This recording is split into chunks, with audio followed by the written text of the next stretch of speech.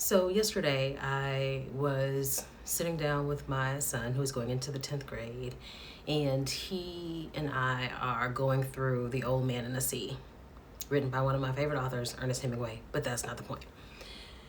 In the beginning of this book, let me give a little context, only a little bit. The book is about an old man who is staring at kind of like the end of his life, and he's a fisherman, and he has set his sights on catching a big fish. And the book traces what I imagine, his last effort to catch the fish that will be the moniker of his life, the thing that solidifies him as a good fisherman. And when my son and I were sitting down talking about it, one of the questions that is in the study guide is like, how does his community define success and failure? So he and I were talking through that, and that conversation frames one of the lessons that I learned this week when promoting my own workshop. So this past week, I promoted for the first time in a long time a workshop, and it was on changing the relationship with your inner critic. And this workshop came because for the last couple of months, my inner critic has been handing me my ass, y'all. And I was like, oh, I have bought into these stories that I don't like doing video. I don't have a lot to talk about. Nobody is going to pay to come hear what I have to say or to come learn from me. And so I have been in the lab tinkering and tweaking and perfecting and trying to get things right before I put them out. And a couple of weeks ago, I was just like, oh, I have been letting my inner critic steer the ship. So a week ago, I was like, I'm gonna record the videos, I'm gonna make the web page, I'm gonna put the workshop out there, because the only way I can get the inner critic out of the driver's seat is to try to do the things that my inner critic says that I couldn't do. It's like, oh, you said I couldn't do this? Let's see. You said I couldn't do this? Let's see. And so I did it. Last week, videos up, put myself out there, and ask me how many registrations I got for my workshop. 0. And yet, the week was a massive success. Right? Now, before this workshop, I have heard myself say, if nobody shows up, then this would have all been for nothing. And that would have been like a check in my inner critic column, right? But at the end of this week, even with 0 people signing up for my workshop that was supposed to be on Friday, there were so many ways that I won. And those are the things I want to talk about. I want to share the wins, my lessons or my takeaways from those wins, because I think sometimes we see people put things out and they look really good, and you just know that like so many people must have signed up for that. They must be rolling in the dough, all these things. Like, we can interpret what we see on social, on YouTube or wherever. We can interpret those things to look like great successes, when in fact the real success might be invisible and more important. Okay.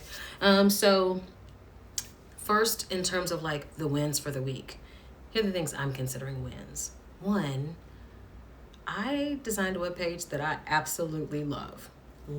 And it is a page that I will likely use again when I run this workshop again, because I am going to run this workshop again.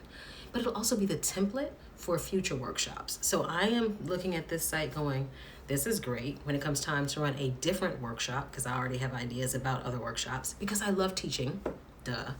I'm going to duplicate this page, change the copy, and run the next workshop using the same template. So in some way, I've like saved myself some time.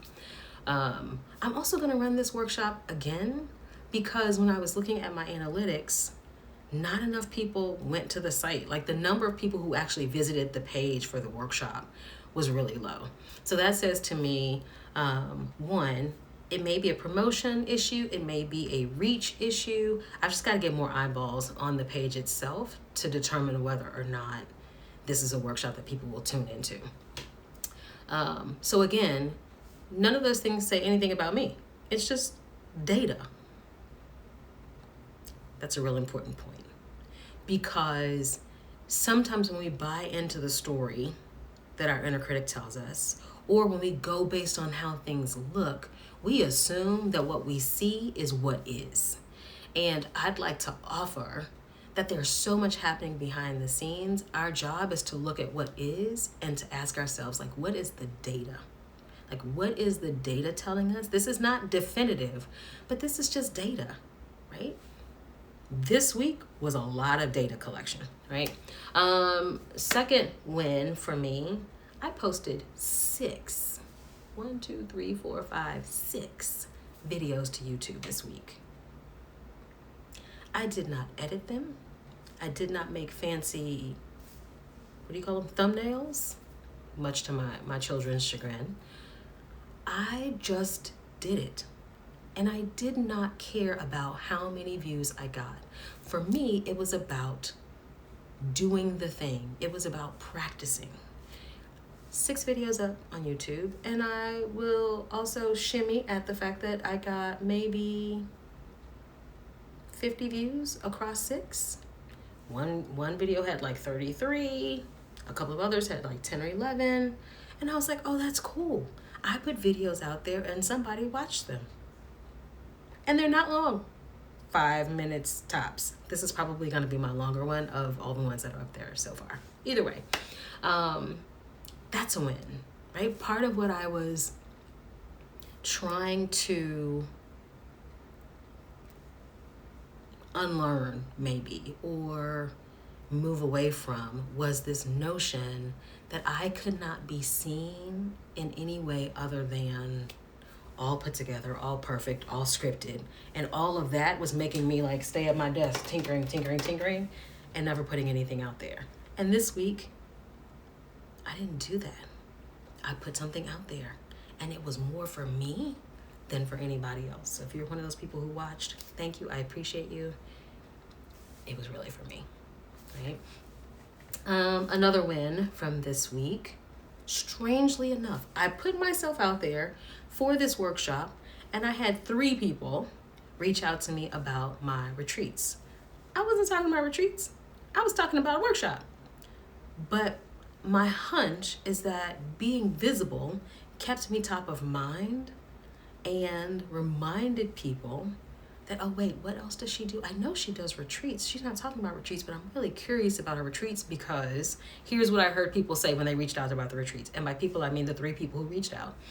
I heard them say, I really need time and space to think about what is next for me. That's my happy place. That's like, retreats are my favorite part of my work. Almost all of my like signature engagements begin with a retreat, because I'm like, you can't move in a direction when you don't know where you are going. And retreats offer quiet and space and time to reflect in community with other people who are trying to be as intentional about moving forward as you are. Now, I'm talking about a workshop around the inner critic because I believe it's one of the reasons why we don't move, why we don't say yes to the retreat, why we don't say yes to the bigger, deeper, more substantial work. And yet, these people are coming to me like, what I am feeling I need right now is the real thing. I love those conversations, right? Especially because there is a retreat on the horizon, September, but we're not talking about that yet. So this whole like being visible, offering the workshop,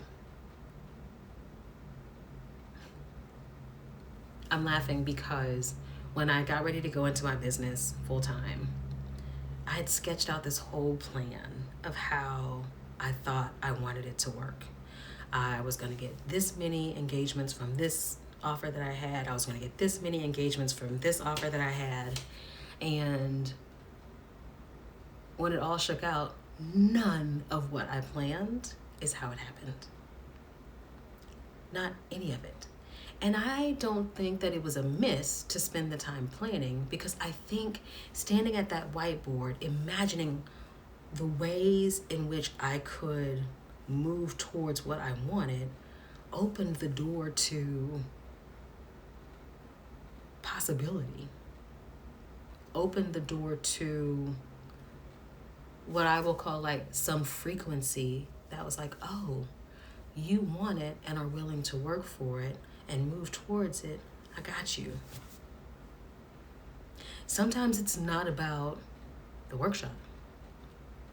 Sometimes it's about how you move in planning, executing, preparing for the workshop that actually allows what you really want or something beyond what you could have ever imagined to come to you.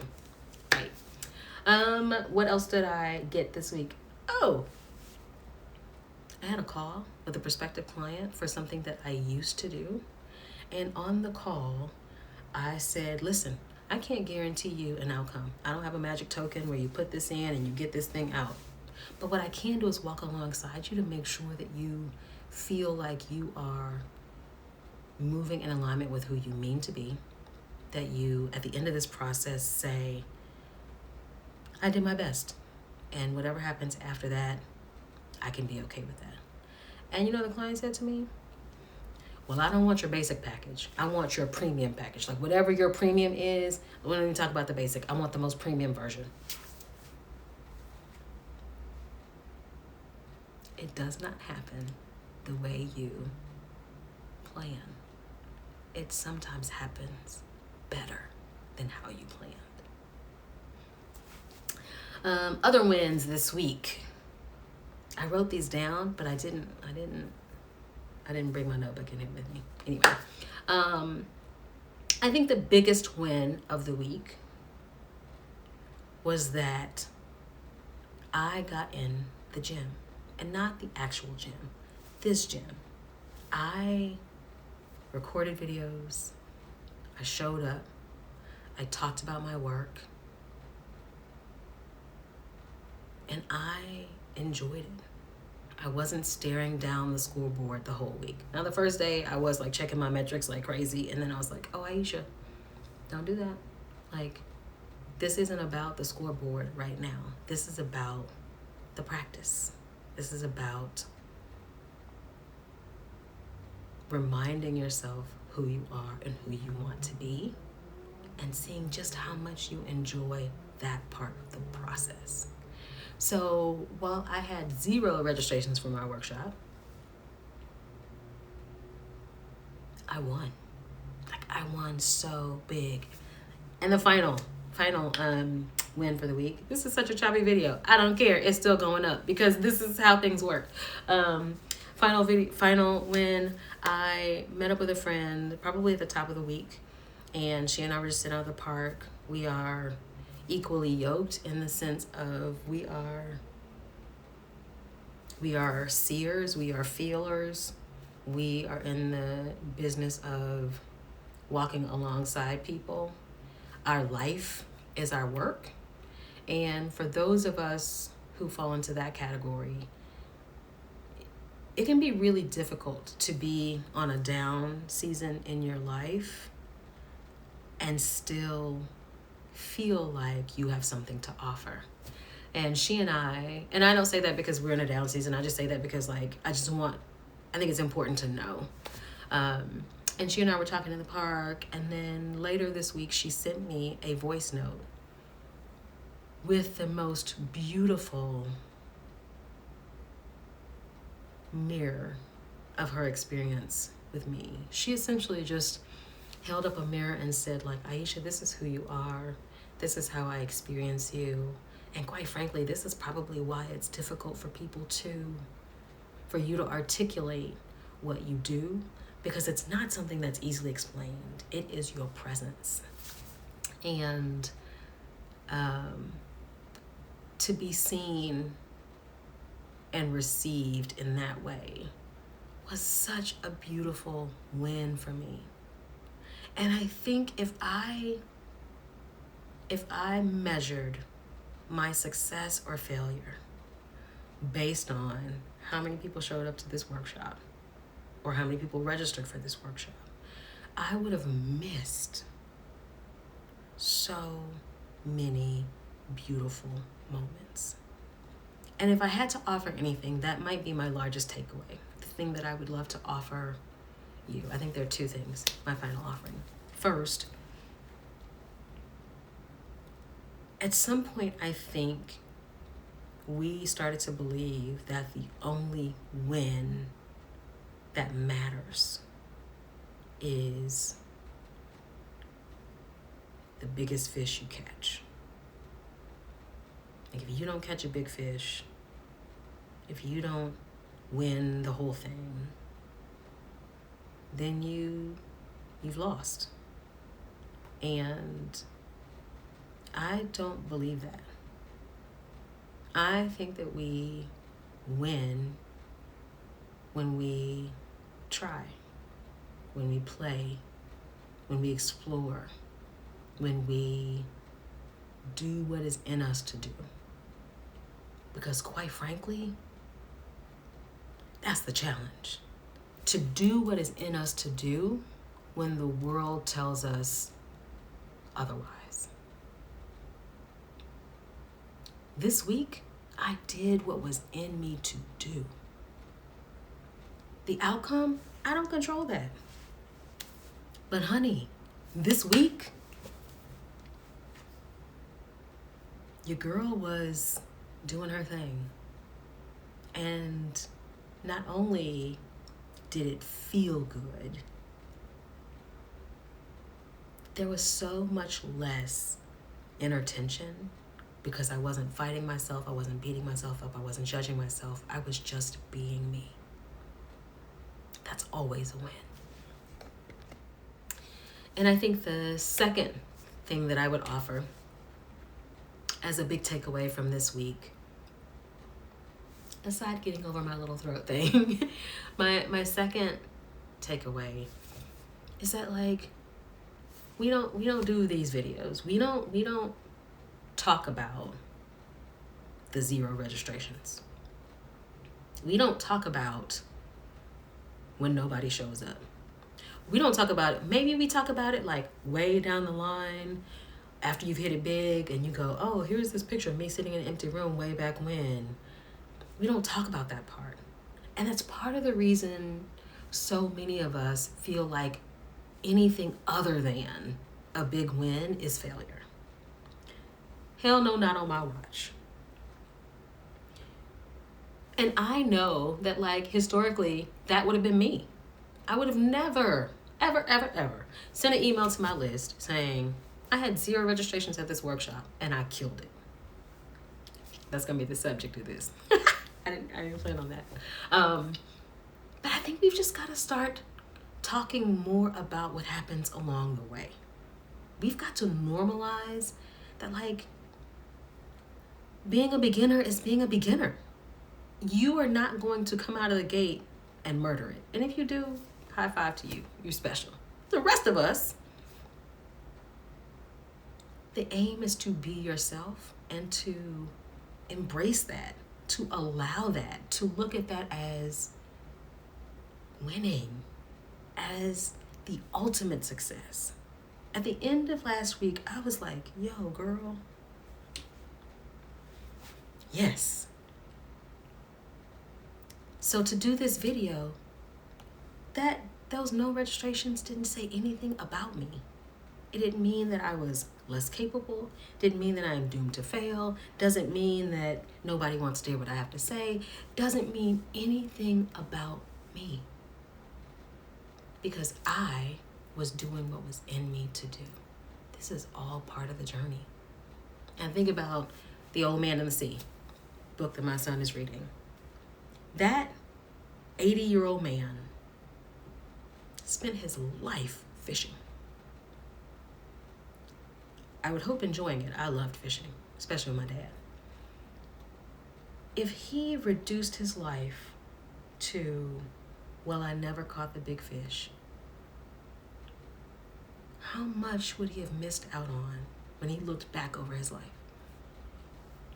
I am not trying to get to the end of my life and be disappointed in myself, have missed all of the wins along the way, all of the moments that I did what was in me to do,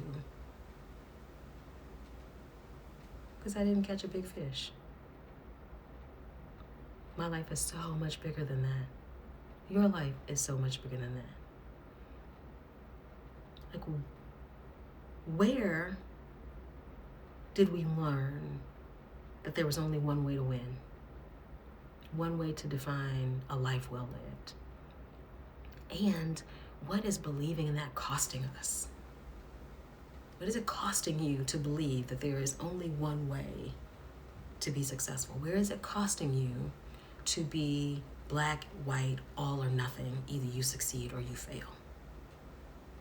And the only way to succeed is by doing this. And what becomes possible when you expand your vision? When you decide what the wins are. Like for me, my win, it's like, is Aisha being in alignment with herself? Am I doing what is in me to do? That phrase is coming up a lot because like that's the point, y'all. The point isn't to do anything other than what is in here and assigned for you. Our job, our singular job, is to allow what is in here to exist out there. How the world responds to it is not our business. So, what does success look like for you? What does showing up as you look like? And if at the end of the week you did that, how might that feel? Go do that. Go win the week.